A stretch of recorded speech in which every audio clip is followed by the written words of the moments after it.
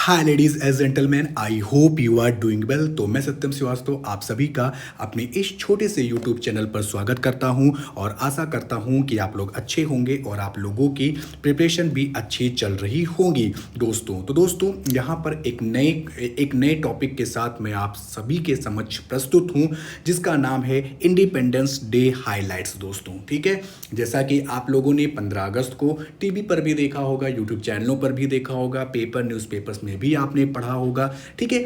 लेकिन ये जो इतना लंबा जो भाषण यहाँ पर हमारे ऑनरेबल प्राइम मिनिस्टर के द्वारा दिया गया, उसका हमारे एग्ज़ाम के पॉइंट ऑफ व्यू से कुछ इम्पोर्टेंट है या नहीं, उसी को मैं आपको यहाँ पर बताऊंगा दोस्तों। तो यहाँ पर दोस्तों ऐसा होता है कि जब हमारे प्राइम मिनिस्टर जी या फिर प्रेसिडेंट जी या फिर कोई और बड़े नेता कहीं ऐसे संबोधन करते हैं या फिर 26 जनवरी पर या 15 अगस्त पर ऐसे कुछ भाषणों का वो जिक्र करते हैं, तो उसमें से कुछ चीज़ें ऐसी निकल कर आती हैं जो आपके एग्जाम के पॉइंट ऑफ व्यू से इंपॉर्टेंट हो जाती हैं दोस्तों। तो उसी हाइलाइट्स को हम लोग यहाँ पर देखेंगे। ये से तो अगर आप पीआईबी पर जाओगे तो एक लंबा सा एक यहाँ पर संबोधन है प्राइम मिनिस्टर जी का, उसे आप पढ़ते पढ़ते क्या हो जाओगे, बोर हो जाओगे। तो उन्हीं को मैं जितने भी इंपॉर्टेंट पॉइंट्स हमें यहाँ पर इंपॉर्टेंट लगे, जितने भी पॉइंट्स अच्छे लगे, उसको मैं यहाँ पर इंक्लूड किया हुआ हूँ दोस्तों, ठीक है। तो उसी को हम लोग यहाँ पर देखेंगे। तो अगर आपको अच्छा लगता है तो आप लाइक शेयर सब्सक्राइब करना बिल्कुल मत भूलिएगा।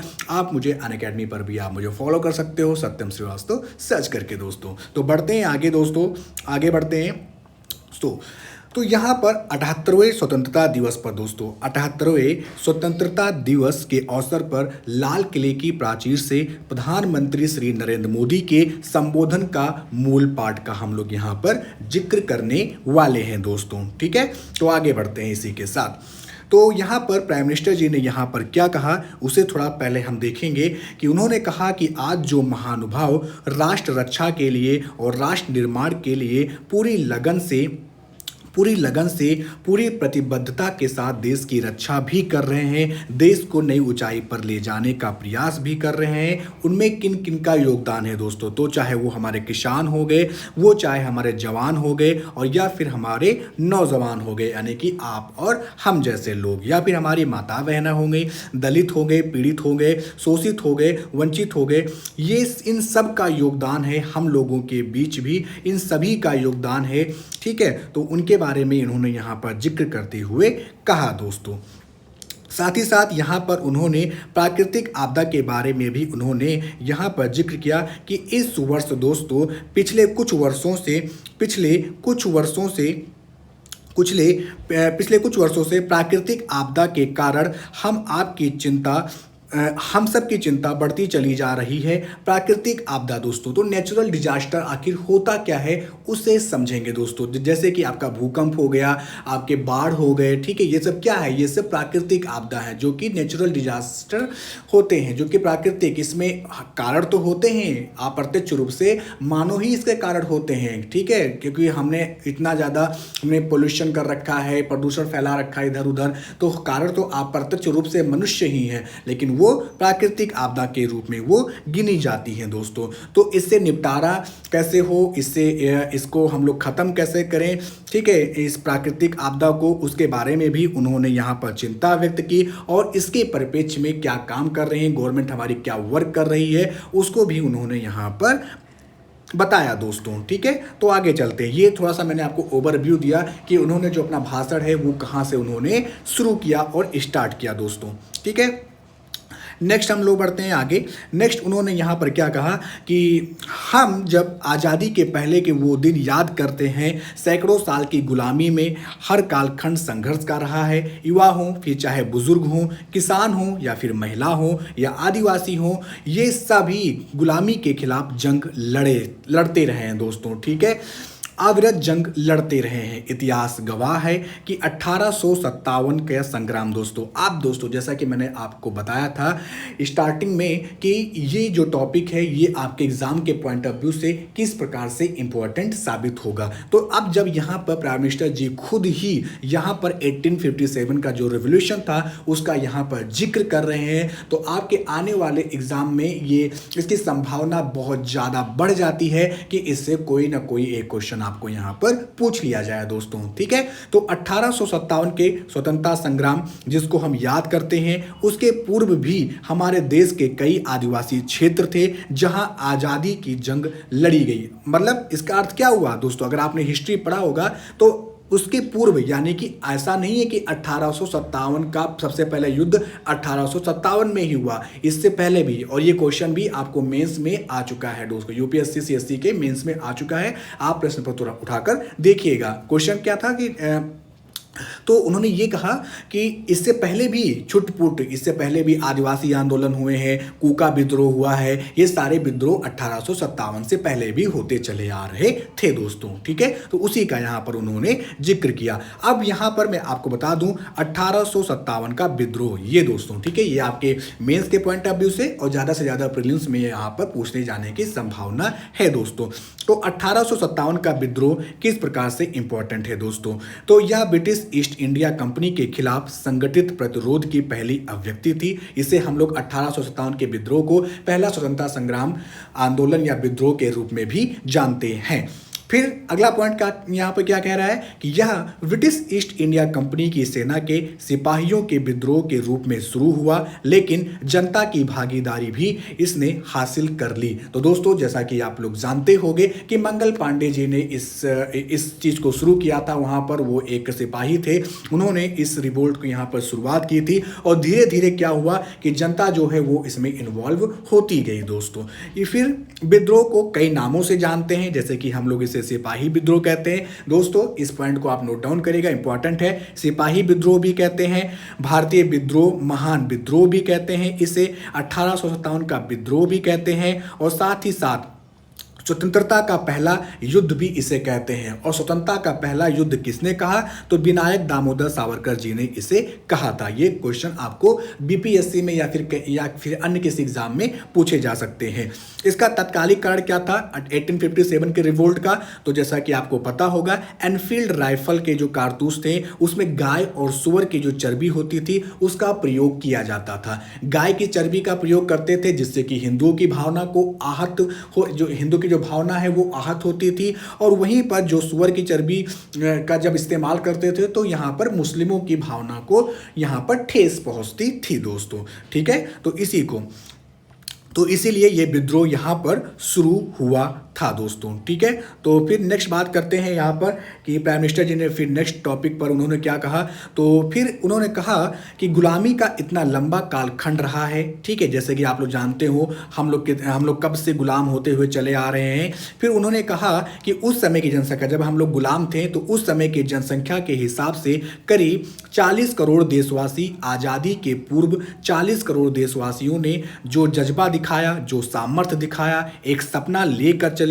ये आप लोगों के लिए भी है, यूपीएससी अभ्यर्थियों के लिए भी है कि एक सपना को हम लेकर चलें, एक संकल्प लेकर चलें। यहाँ पर जूझते रहे, एक ही स्वर था, वंदे मातरम दोस्तों। एक ही सपना था भारत की आज़ादी का, 40 करोड़ देशवासियों ने, और हमें गर्व है कि हमारे रंगों में उन्हीं का खून है दोस्तों। तो वो 40 करोड़ लोगों ने हमें आज़ादी दिलाई।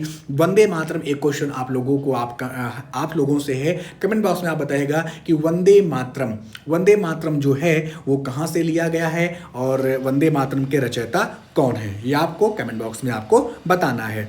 ठीक है, फिर उन्होंने आगे कहा कि अगर 40 करोड़ आज़ादी के सपने को पूर्ण कर सकते हैं तो आज़ादी ले करके रह सकते हैं, तो 140 करोड़ देश के नागरिक, 140 करोड़ जो मेरे परिजन हैं यानी कि आप और हम, अगर संकल्प लें, करके चलें, तो एक दिशा निर्धारित करें, कदम से कदम मिलाकर चलें, कंधा से कंधा मिलाकर चलें, अगर चल पड़ते हैं तो कोई भी चुनौती हो, कोई भी मुसीबत हो, हम उसका सामना डट कर सकते हैं। ये हमारे प्राइम मिनिस्टर जी ने कहा। ऐसे ही वर्ड को आप अपने मेंस के आंसर राइटिंग में भी यूज़ कर सकते हो दोस्तों। ठीक है, फिर उन्होंने कहा अगला पॉइंट जो यहाँ पर आता है वो आता है 2047 तक हमें क्या बनाना है, भारत को विकसित राज्य बनाना है, अर्थात कि राज्य नहीं विकसित राष्ट्र बनाना है, वो लक्ष्य है। तो ये कभी कभी होता है क्या कि कथन और कार्य जैसे क्वेश्चन पूछे जाते हैं, तो वहाँ पे ये 2047 तक भारत को, तो वहाँ पे कुछ ऑप्शन आपको दे देंगे कि 2030 तक टारगेट रखा गया है,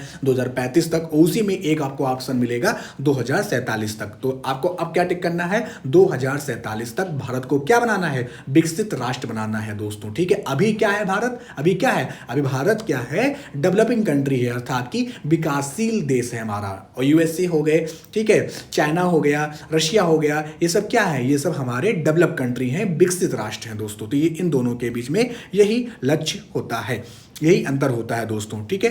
तो हम भारत, यानी कि यहाँ पे प्राइम मिनिस्टर जी संबोधित, हम का मतलब है आप और हम, जनता, ठीक है, 2047 तक विकसित भारत का लक्ष्य प्राप्त कर सकते हैं अगर 40 करोड़ देशवासी अपने पुरुषार्थ यानी अपने सामर्थ्य से, अपने समर्पण से, अपने त्याग और बलिदान से आज़ादी दे सकते हैं। तो आज़ाद भारत अगर बना है तो 140 करोड़ देशवासी उसी भाव से भारत को एक विकसित राष्ट्र भी बना सकते हैं दोस्तों, ठीक है। विकसित भारत 2047 में ये सिर्फ भाषण के शब्द नहीं है। मैं यहाँ पर थोड़ा बहुत, मैं ऐसा नहीं है कि मैं केवल भाषण को आपको सुनाता चलूंगा, उसके नेगेटिव पॉइंट और पॉजिटिव पॉइंट भी बताता चलूंगा दोस्तों, ठीक है। तो जैसा कि आज के डेट में आप अभी आपने सुना होगा, तो बहुत सारे लोग ऐसे भी होते हैं जो कहेंगे अरे केवल भाषण देने आते हैं मोदी जी, वो तो मन की बात करने आते हैं मोदी जी। तो उन्हीं का कहीं ना कहीं मोदी जी को भी पता है ये कि कुछ लोग ऐसे हैं जो क्या सोचते हैं, तो उनको भी वो काउंटर करते हुए कहते हैं कि विकसित भारत ये सिर्फ बोलबाला नहीं, ये सब ढोल, ये सब केवल बोली नहीं है, बड़ी बड़ी बातें यहाँ पे मैं नहीं हाँक रहा हूँ, हम लोग इसे करके दिखाएंगे, अपने कठोर परिश्रम से हम लोग इसे क्या करेंगे, करके दिखाएंगे दोस्तों। यही चीज़ उन्होंने कहा दोस्तों। फिर साथ ही साथ उन्होंने कहा कि 2047 में जब देश आज़ादी का 100 साल मनाएगा तब तक विकसित भारत के लिए अनमोल सुझाव दिए हैं। तो हम लोग 2047 में आज़ादी का कौन सा वर्ष मनाएंगे, 100वां साल मनाएंगे। अभी हम लोग कौन सा सेलिब्रेट कर रहे हैं, 78 के, कौन सा है ये, 78 को हम लोग यहाँ पर सेलिब्रेट कर रहे हैं दोस्तों, ठीक है। कुछ लोगों ने कहा कि दुनिया का स्किल कैपिटल, अब यहाँ पर मोदी जी को यहाँ पर बहुत सारे जो उनकी वेबसाइट्स हैं, MyGov जो ऐप है, उन पर जनता ने अपने सुझाव दिए, जैसा कि प्राइम मिनिस्टर जी 15 अगस्त हो या फिर 26 जनवरी हो, वो सुझाव मांगते हैं आप लोगों से। तो आप लोग भी अपना जो अपने थॉट्स हैं, क्या सोचते हो देश के बारे में, क्या करना चाहिए, वो भी आप उनसे साझा कर सकते हो। तो उन्हीं सुझावों में से अब क्वेश्चन दोस्तों यहाँ पर ये बन जाता है कि अगर भारत को एक विकसित राष्ट्र बनना है तो हमें क्या क्या करना होगा। तो आप इन्हीं सुझावों में से इन्हें वहां पर आप लिख सकते हो, बता सकते हो, इंटरव्यू में भी और मेंस आंसर राइटिंग में भी। तो कुछ लोगों ने कहा कि दुनिया का स्किल कैपिटल बनाने का सुझाव हमारे सामने रखा है। स्किल कैपिटल क्या होता है दोस्तों, ठीक है, स्किल कैपिटल क्या होगा दोस्तों, ठीक है, स्किल कैपिटल क्या होता है दोस्तों, स्किल कैपिटल। तो दोस्तों स्किल कैपिटल जो होता है, आपने एक योजना का नाम सुना होगा, प्रधानमंत्री कौशल विकास केंद्र, ठीक है, प्रधानमंत्री कौशल विकास केंद्र दोस्तों। प्रधानमंत्री कौशल विकास केंद्र जो है आपके हर डिस्ट्रिक्ट में है, जहां पर आपको कंप्यूटर हो गया या फिर अन्य फील्ड में आपको वहां पर स्किल सिखाई जाती है। तो उसी को हम लोग क्या कहते हैं, स्किल कैपिटल कहते हैं। तो उसका भी सुझाव रखा गया। 2047 तक विकसित भारत के कुछ लोगों ने भारत को मैन्युफैक्चरिंग हब बनाने का दोस्तों, क्या मैन्युफैक्चरिंग हब बनाने का, मैन्युफैक्चरिंग का ग्लोबल बनने का सुझाव दिया। जैसे कि आईफोन के फोन अब क्या हो रहे हैं, अब इंडिया में भी बनने स्टार्ट हो गए हैं दोस्तों, ठीक है, मैन्युफैक्चर होने स्टार्ट हो गए हैं। कुछ लोगों ने भारत की हमारी यूनिवर्सिटीज़ ग्लोबल बने, यानी कि जो हमारी यूनिवर्सिटीज़ हैं वो ग्लोबल रैंकिंग के रूप में आ सके, टॉप 10 में आ सके, टॉप 5 में आ सके, टॉप 20 में आ सके, जो कि भी टॉप 100 के अंदर है दोस्तों, ठीक है। तो वो भी एक चिंता का विषय बना हुआ है कि हम हमारी यूनिवर्सिटीज़ को टॉप लेवल की यहाँ पर सुविधाएं जो हैं वो मुहैया कराई जाए दोस्तों, ठीक है। तो ये था इसके बारे में। फिर इसी के साथ साथ उन्होंने कहा कि कुछ लोगों ने यह भी कहा है कि हमारा जो स्किल्ड जो युवा हैं वो विश्व की पहली पसंद बनना चाहिए। कुछ लोगों ने यह भी सुझाव दिया कि जल्द से जल्द जीवन के हर क्षेत्र में आत्मनिर्भर बनना चाहिए दोस्तों, ठीक है, क्या बनना चाहिए, आत्मनिर्भर बनना चाहिए। इसी के साथ साथ एक टॉपिक यहाँ पर हुआ है जो कि मैं अभी आपको बताऊँगा कि मोटा अनाज के बारे में उन्होंने यहां पर जिक्र करते हुए कहा, मोटा अनाज। एक सेकेंड गाइस, मैं यहां पर थोड़ा सा हाइलाइटर चेंज कर रहा हूं,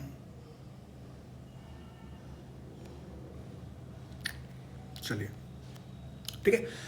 उन्होंने कहा कि जो हमारे किसान हैं जो मोटा अनाज पैदा करते हैं जिसको हम श्री अन्न कहते हैं दोस्तों, तो ये भी पॉइंट आप देखिए, छोटे छोटे पॉइंट है जो आपको प्रीलिम्स में पूछ लेते हैं। श्री अन्न योजना क्या है? तो श्री अन्न क्या है? वो मोटा अनाज से ही संबंधित है। क्या है? मोटा अनाज से ही संबंधित है आपका श्री अन्न योजना। ठीक है, जैसे कि आपकी G20 समिट हुई थी भारत में, तो वहां पर जो जब खाने की टेबल आई तो उसमें क्या था?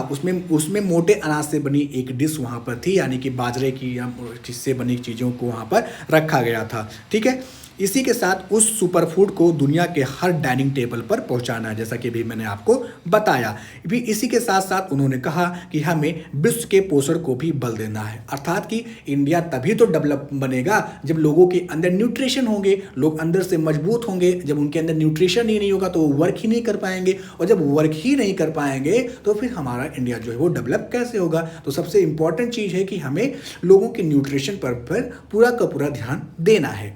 आगे भारत के छोटे किसानों को भी मजबूती देनी है। गवर्नेंस के रिफॉर्म की बहुत ज़रूरत है दोस्तों, ये आगे हम टॉपिक पढ़ेंगे। गवर्नेंस के रिफॉर्म के यहाँ पर बताया गया कई लोगों ने लिखा कि न्याय के अंदर जो विलंब है हो रहा है उसके बारे में भी लोगों ने चिंता जाहिर की। तो न्याय के अंदर जो विलंब, अब इसे ही हम लोग पढ़ेंगे दोस्तों। ठीक है, 1 सेकंड गाइस, या ठीक है, ये देखिए ऐसे ही टॉपिक में आप लेकर ले आया हूँ मैं। केवल अगर आपको भाषण तो आप वहाँ भी सुन सकते हो, लेकिन जो ये चीज़ें आपको यहाँ पर मिल रहा है वो वहाँ पर आपको नहीं मिलेगा दोस्तों। ठीक है, तो ये थोड़ा सा आपको ध्यान में रखना पड़ेगा।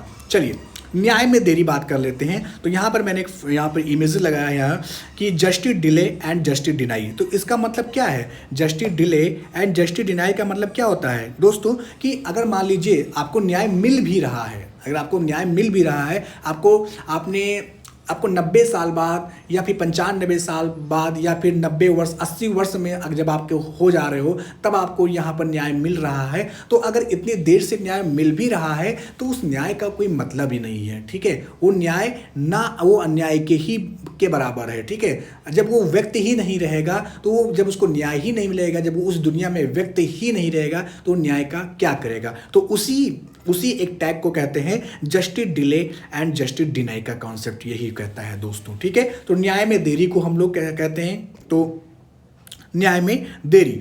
तो न्यायिक प्रणाली में विशेषकर जिला एवं अधीनस्थ न्यायालयों में लगभग 3.5 करोड़ मामले अभी भी लंबित हैं। ये आंकड़े ऊपर नीचे हो सकते हैं, ठीक है, उसको आपको उतना वो नहीं करना है, लेकिन एक मोटा मोटा आंकड़ा आपको ध्यान में रखना है कि 3 करोड़ से ज़्यादा जो मामले हैं वो भी आपके डिस्ट्रिक्ट कोर्ट में अधीनस्थ न्यायालयों में लंबित हैं दोस्तों। ठीक है, इसी के साथ साथ 64% से अधिक जो मामले हैं 1 वर्ष से अधिक समय से लंबित है। मतलब ऐसे मामले जो 1 वर्ष से अधिक हो गया है लेकिन उस पर अभी कोई कार्रवाई ही नहीं की गई है, 64% ऐसे मामले हैं दोस्तों। ठीक है, विश्व बैंक की रिपोर्ट के 2018-19 की रिपोर्ट जो होती है व्यापार सुगमता रिपोर्ट, अब ये भी आपको ध्यान में रखना, ये छोटे छोटे पॉइंट है जो आपको ध्यान में रखना है। व्यापार सुगमता रिपोर्ट कौन जारी करता है, कौन पब्लिश करता है? तो हमारी वर्ल्ड बैंक इसे पब्लिश करती है।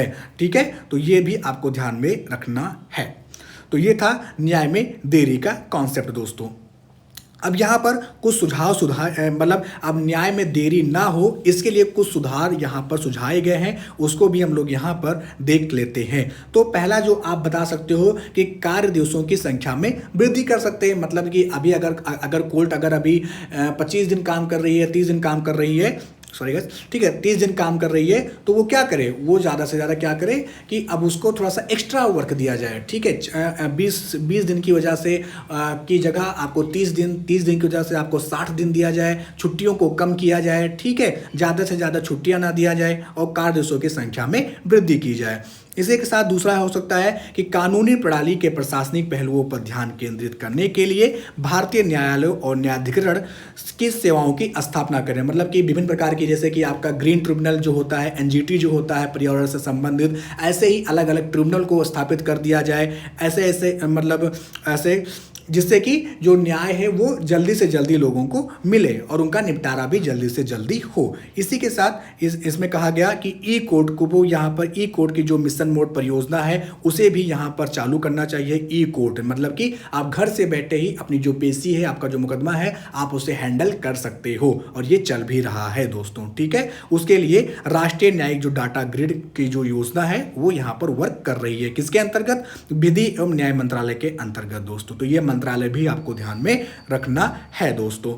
इसी के साथ साथ यहाँ पर कंप्यूटरीकरण, और वही दिल्ली में जैसे कि वर्चुअल कोर्ट शुरू है, तो इसी प्रकार से हमें अन्य राज्यों में भी वर्चुअल कोर्ट यहाँ पर स्थापित करना चाहिए। यहाँ पर 13 जो हमारा फाइनेंस कमीशन है उसने भी यहाँ पर सुझाव यहाँ पर दिए हैं। ठीक है, कि जो न्याय है वो जो न्याय में विभिन्न प्रकार के जो फास्ट ट्रैक कोर्ट है, विशेष न्यायालयों की स्थापना करनी चाहिए। लाइक जैसे हमारे की लोक अदालतें हो गई, ग्राम न्यायालय हो गए, जैसे प्रणाली का हमें यहाँ पर स्थापना करना चाहिए। यानी कि अगर जैसे पहले होते नहीं थे, मुखिया लोग होते थे, तो जो गांव की जो निपटारा होता था, जो गांव के छोटे मोटे मामले होते थे वो गांव के मुखिया ही निपटा दिए होते। बट अब ऐसा नहीं है। अब अगर छोटा से छोटा मामला भी है तो वो भी सीधे क्या होता है, आपके जिला कोर्ट में सीधे के सीधे पहुँच जाता है। जिससे क्या होता है, वहाँ पर जो मामले हैं वो मामले बहुत ज़्यादा बर्डन पड़ जाता है और उसी प्रकार से वहाँ पर देरी होने लगती है दोस्तों। तो आगे बढ़ते हैं।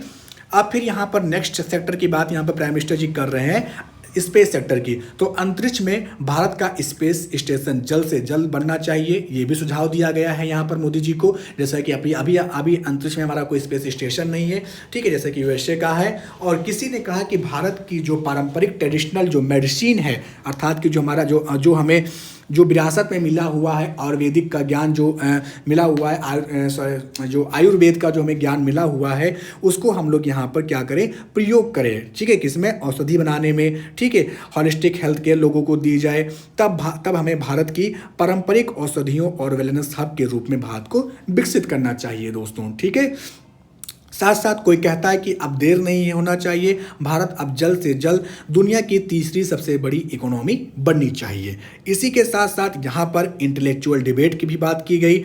साथ ही साथ यहाँ पर जो चीज़ें की गई कि 18,000 गाँवों में समय सीमा से बिजली पहुँचाएंगे और वो काम हो जाता है दोस्तों। तो जैसे कि बिजली के लिए कौन सी स्कीम है यहाँ पर, बिजली के लिए कौन सी स्कीम है यहाँ पर? उज्ज्वला योजना है। क्या है? उज्ज्वला योजना है दोस्तों, उज्ज्वला योजना है दोस्तों। ये मैं अभी थोड़ा सा क्या हुआ, आज जो मेरा जो पेन है जो वो यहाँ पर वो वर्क नहीं कर रहा है, थोड़ा सा टेक्निकल इशू है, तो मैं हाथ से यहाँ पर लिख रहा हूँ, तो थोड़ी सी हैंड राइटिंग आप लोग थोड़ा सा मैनेज करिएगा। ठीक है, वो और पेन मैंने ऑर्डर कर दिया है, वो जल्दी आ जाएगी। ठीक है, तो 18 जो उज्ज्वला स्कीम है उसके तहत क्या था कि हर घर में हमें बिजली पहुंचाना है, तो उस चीज़ का भी उन्होंने यहाँ पर जिक्र किया। तो उज्ज्वला योजना किससे संबंधित है? हमारा विद्युत से संबंधित है। ये आपको ध्यान में रखना है ताकि जो अंधेरे में लोगों को गुजारा ना करना पड़े, और 2.5 करोड़ घरों में बिजली पहुँच जाती है दोस्तों। ठीक है, इसी के साथ साथ यहाँ पर जो बात की गई कि जब देश के सामने लाल किले से कहा जाए कि आज हमारे परिवारों में 3 करोड़ परिवार ऐसे हैं जिनके घर में नल से जल मिलता है, नल से जल दोस्तों। तो हर घर जल स्कीम, मैंने कहा था ना, ये भाषण तो आप वहाँ सुने हुए हो, लेकिन ये आपके एग्जाम के पॉइंट ऑफ व्यू से किस प्रकार रिलेवेंट है वो मैं आपको यहाँ पर बताऊंगा। तो इसी पे एक स्कीम आ जाती है, हर घर जल स्कीम दोस्तों। ठीक है, उसे अभी हम लोग आगे देखेंगे। तो आवश्यक है कि हमारे इन परिवारों को पीने का शुद्ध पानी मिले। जल जीवन मिशन के तहत इतने कम समय में नए 12 करोड़ परिवारों को जल जीवन मिशन के तहत नल से जल घर पहुंच रहा है। आज 15 करोड़ परिवार इसके लाभार्थी बन चुके हैं। ठीक है, तो ये डाटा आप ध्यान रखना कि 15 करोड़ से ज़्यादा लोग इस स्कीम का लाभ उठा चुके हैं दोस्तों। ठीक है, ये है आपका हर घर जल योजना। यहाँ देखिए दोस्तों, ये ठीक है, ये ठीक है। तो ये स्कीम क्या है? तो सबसे पहले ये जो स्कीम है वो किस मंत्रालय के तहत है, किस मिनिस्ट्री पर के द्वारा ये है? तो जल शक्ति मंत्रालय में इस पे वर्क करती है। कौन सा मंत्रालय है? जल शक्ति मंत्रालय। तो हर घर जल योजना जल जीवन मिशन का एक भाग है, जिसे भारत में जल शक्ति मंत्रालय द्वारा लॉन्च किया गया है। इसका लक्ष्य देश के हर घर को पाइप जल कनेक्शन उपलब्ध कराना है दोस्तों। वाटर इन एवरी होम दोस्तों, प्रत्येक घर तक जल की उपलब्धता, जो इस योजना को उद्देश्य को परिलक्षित करती है दोस्तों। इसी के साथ साथ यहाँ पर जो हमारे आंगनबाड़ी केंद्र हो गए, ग्रामीण स्कूल हो गए, सामुदायिक भवनें होंगे, वहाँ भी इस जल योजना को, पाइप से जो जल लिया जा रहा है उसको वहाँ तक पहुँचाना है दोस्तों। ठीक है, तो इसे आप लोग इसे नोट डाउन करिएगा। अगर आपको अच्छा लग रहा है तो लाइक शेयर सब्सक्राइब करना बिल्कुल मत भूलिएगा दोस्तों।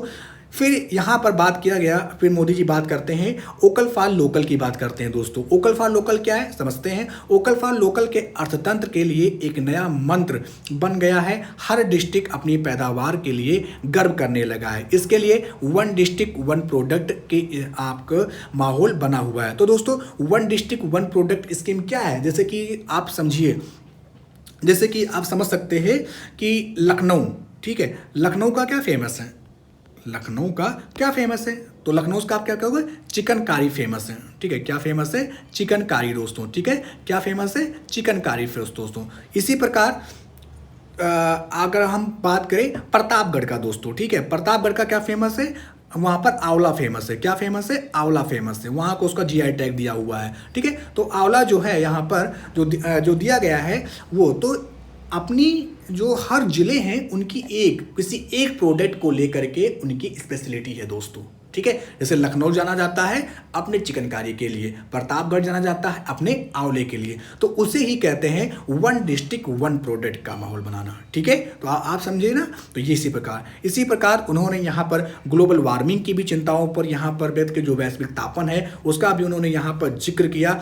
इसी के साथ साथ उन्होंने यहाँ पर कोरोना में जो इतनी तेज़ी से हमने वर्क किया वैक्सीनेशन को लेकर कर, उसको भी यहाँ पर उन्होंने जिक्र करते हुए यहाँ पर कहा।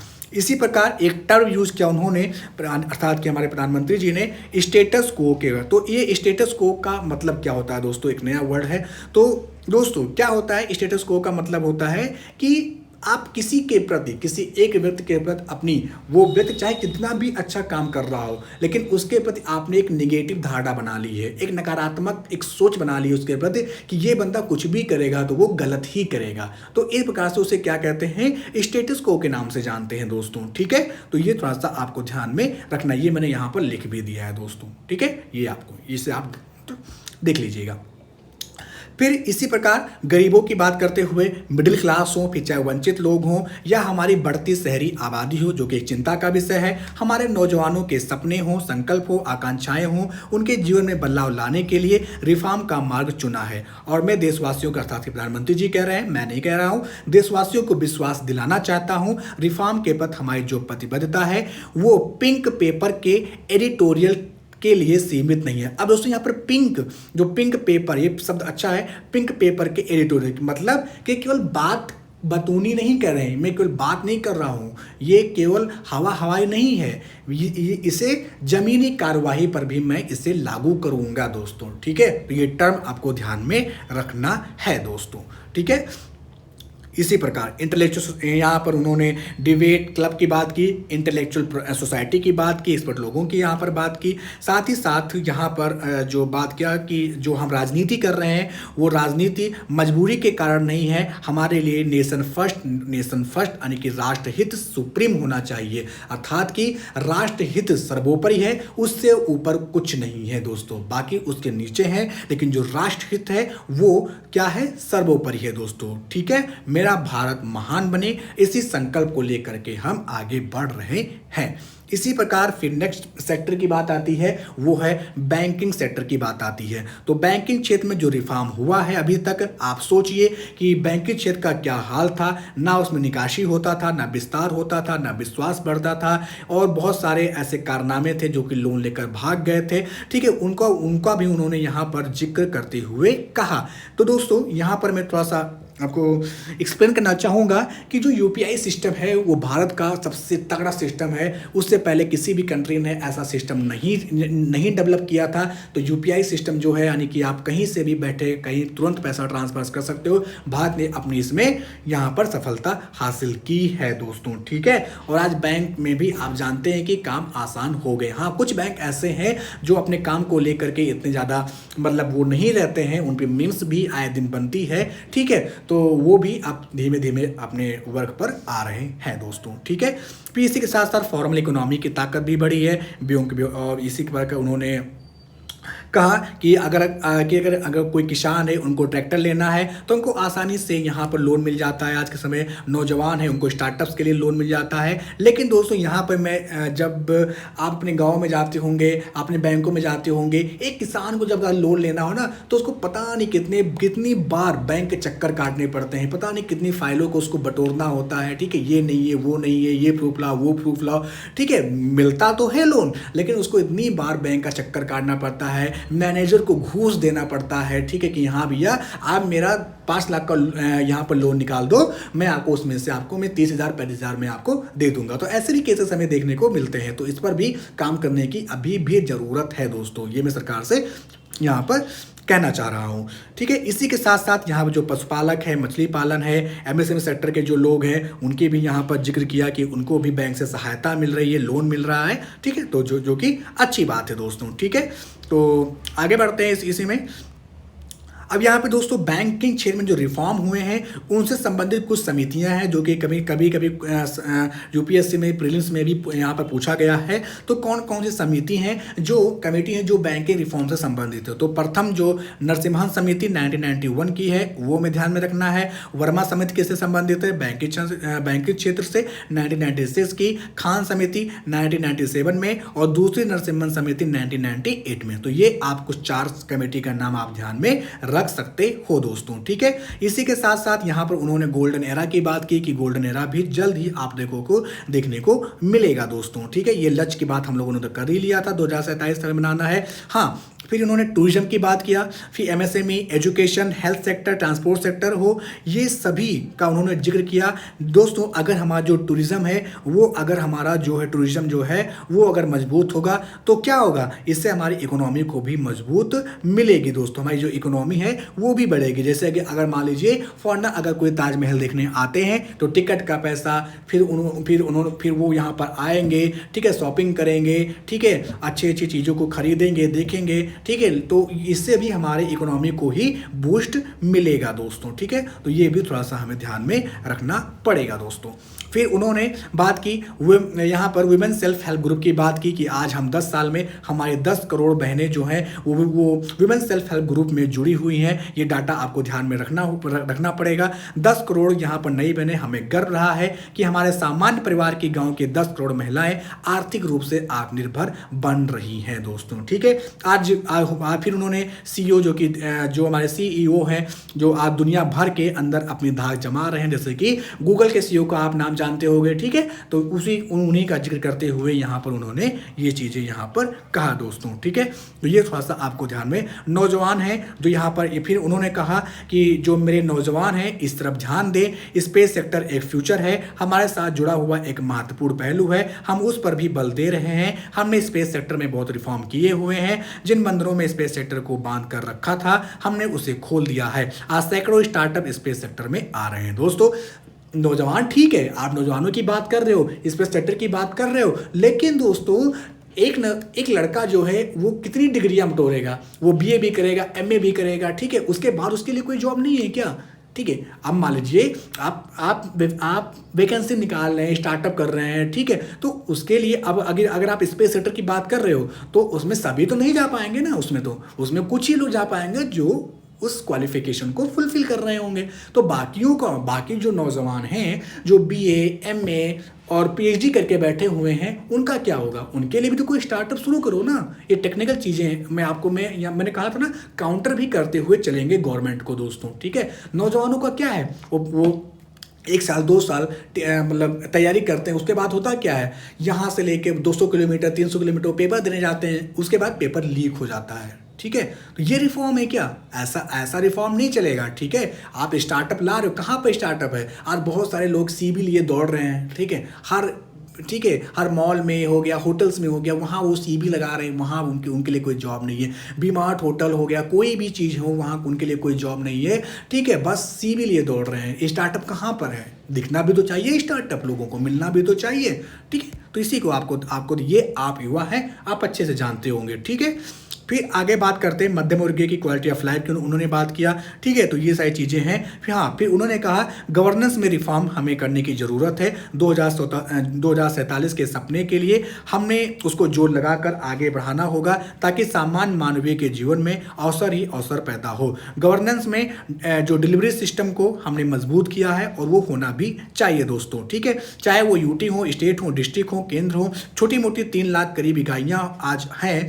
अगर ये हमारे 3 लाख इकाइयों में आज आह्वान करता हूँ कि अगर आप साल में अपने स्तर पर जिन चीज़ों की ज़रूरत है सामान्य मानवीयों के लिए 2 रिफॉर्म करें, मतलब डिस्ट्रिक्ट अपने लेवल पर रिफॉर्म करे, एक गांव है वो अपने लेवल पर रिफॉर्म करे, एक स्टेट है वो अपने लेवल पर रिफॉर्म करे, सभी अपने अपने लेवल पर रिफॉर्म करें तो काफ़ी अच्छे से रिफॉर्म हो सकेगा। इसी में प्रथम यहाँ पर प्रमुख प्रशासनिक सुधार है जो कि आप यहाँ पर पढ़ सकते हो दोस्तों, ठीक है, कि हमें कैसे क्या ज़रूरत है, तो इसे आप पढ़ सकते हो, ठीक है। इसे बताने की ज़रूरत नहीं है, मैंने यहाँ पर लगा दिया है, ठीक है। प्रशासनिक सुधार आयोग जो आपकी ARC रिपोर्ट आपने पढ़ा होगा उसको भी आप यहाँ पर नोट डाउन कर लीजिएगा। फिर उन्होंने बात किया जो वर्किंग जो वीमेन हैं उनके लिए यहाँ पर जो पैड मैटरनिटी लीव जो है वो 12 हफ्ते से बढ़ा करके क्या कर दिया गया, 26 हफ्ते यहाँ पर कर दिया गया है, ठीक है। तो ये मैटरनिटी लीव जो है ये यहाँ पर आप देख सकते हो, अर्थात कि ये जब मिलती है जब जो हमारी जो वीमेंस है वो जब प्रेगनेंसी के दौरान उनको ये लीव दी जाती है। तो पहले क्या था, 12 हफ्ते की उनको लीव मिलती थी, उसी को बढ़ा करके अब यहाँ पर 26 सप्ताह कर दिया गया है दोस्तों, ठीक है। फिर उन्होंने नई शिक्षा नीति की बात करते हुए कहा कि अच्छे अच्छे इनिशिएटिव लिए गए हैं और हम एजुकेशन को आगे बढ़ाने के लिए यहाँ पर लाखों करोड़ रुपयों का हम यहाँ पर खर्चा भी हमें करना पड़ेगा दोस्तों, ठीक है। फिर नालंदा यूनिवर्सिटी का उन्होंने जिक्र ये करते हुए उन्होंने कहा कि हमें शिक्षा के क्षेत्र में फिर से एक बार सदियों पुराने उस नालंदा स्पिरिट को जगाना होगा, उस नालंदा स्पिरिट को जीना होगा, उस नालंदा स्पिरिट को लेकर के बड़े विश्वास के साथ विश्व की ज्ञान परंपराओं को नई चेतना देने का काम करना होगा। तो जैसे कि हम लोग जाते हैं ना, हार्वर्ड यूनिवर्सिटी जाते हैं, कैम्ब्रिज जाते हैं पढ़ने, इसी प्रकार हमें नालंदा जैसी यूनिवर्सिटीज़ को भी हमें डेवलप करना होगा कि बाहर से लोग यहाँ आकर भी शिक्षा प्रदान कर सके, एजुकेशन प्रदान कर सके। और मातृभाषा का उन्होंने जिक्र किया कि जीवन में मातृभाषा का स्थान क्या होता है, सर्वोपरि होता है। परिवार में मातृभाषा का स्थान, उसकी ओर हमें बल देना होगा दोस्तों, हमें मातृभाषा में पढ़ाई करने पर बल देना होगा। ऐसा नहीं अगर कोई कॉलेजेस हो गई कि कोई विश्वविद्यालय हो गया आपसे कहता है कि नहीं आप इंग्लिश में बोलिए, उनसे आप तुरंत उनको आप तुरंत काउंटर कीजिए कि मैं इंग्लिश में क्यों बोलूं। हाँ बोलना चाहिए, हमें जहां जरूरत है हम वहां पर बोलेंगे, लेकिन अब ये क्या है कि नहीं अब हम बोलेंगे ही, अब आप हिंदी बोल ही नहीं सकते हो, ऐसा तो नहीं होगा ना। तो ये था यहाँ पर मेडिकल एजुकेशन की बात उन्होंने यहाँ पर की है, तो ये आप देख लीजिएगा, ठीक है। आगे बढ़ते हैं। फिर वुमेन डेवलपमेंट मॉडल पर मैंने आपको यहाँ पर बता ही दिया कि उन्होंने क्या कहा। हाँ, फिर यहाँ पर एक उन्होंने यहाँ पर चर्चा की एक महान हस्ती की कि हमें पता है कि 1857 के स्वतंत्रता संग्राम से पहले भी अंग्रेजों की नाक में दम करने वाला हमारे देश का एक आदिवासी युवक था जिसका क्या नाम था, बिरसा मुंडा जी। यहाँ पर फोटो लगा हुआ है, आप देख सकते हो। 20-22 साल की उम्र में उसने अंग्रेजों की नाक में दम कर दिया था, जिसको आज भगवान बिरसा मुंडा के रूप में लोग पूजा करते हैं। भगवान बिरसा मुंडा की 150वीं जयंती आ रही है, अब हमें उनके लिए प्रेरणा का कारण बने हैं। वो समाज के प्रति छोटा से छोटा व्यक्ति भी देश के लिए कैसे जज्बात रखता है, उनसे हमें ये सीखना चाहिए दोस्तों, ठीक है। तो अब यहाँ पर आपके मेंस और प्रीलिम्स में ये क्वेश्चन बन जाता है कि बिरसा मुंडा जी कौन थे। तो बिरसा मुंडा जी वह एक लोकनायक और आदिवासी स्वतंत्रता सेनानी थे जिन्होंने भारतीय स्वतंत्रता आंदोलन में विशेष रूप से ब्रिटिश भारत के आदिवासी क्षेत्रों में महत्वपूर्ण भूमिका निभाई थी। वह छोटा नागपुर पठार क्षेत्र के मुंडा जनजाति से संबंधित थे। उन्होंने 19वीं सदी के प्रारंभ में ब्रिटिश उपनिवेश के तहत बिहार और झारखंड क्षेत्रों में उठे भारतीय जनजातीय जन आंदोलन का नेतृत्व किया था, बिहार और झारखंड क्षेत्रों में दोस्तों। तो ये लोकेशन आपको ध्यान में रखना पड़ेगा दोस्तों, ठीक है। उन्होंने मजदूरों को, बंधुआ जो मजदूर थे उनको एकजुट किया और उनके खिलाफ उन्होंने लड़ाई लड़ी। इसी के साथ साथ यहाँ पर बिरसा जी ने जनजाति की अपनी परंपराओं पर कायम रहने, अपनी जनजातीय जड़ों को और लौटने को प्रोत्साहित किया। इसी के साथ साथ उन्होंने क्या कहा कि बिरसा के उल्लेखनीय योगदानों में से एक 19वीं सदी के अंत में मुंडा विद्रोह का गठन किया था बिरसा मुंडा जी ने, ठीक है, जिसे उल गुलान, ये पॉइंट याद रखना कि मुंडा विद्रोह को और किन नामों से जानते हैं, तो उल गुलान या तमार विद्रोह के नाम से भी हम इसे जानते हैं दोस्तों। तो ये था दोस्तों आज का पूरा टॉपिक। मैं आशा करता हूं कि आप लोगों को अच्छा लगा होगा। मैं आपके एग्जाम के पॉइंट ऑफ व्यू से इस टॉपिक को लेकर चला हूं दोस्तों। तो आप लाइक शेयर एंड कमेंट करके जरूर बताना, और मिलते हैं नेक्स्ट टॉपिक के साथ। तब तक आप देखते रहिए, और आप मुझे अनअकैडमी पर भी आप मुझे फॉलो कर सकते हो, सत्यम श्रीवास्तव सर्च करके। Thank you and bye, see you.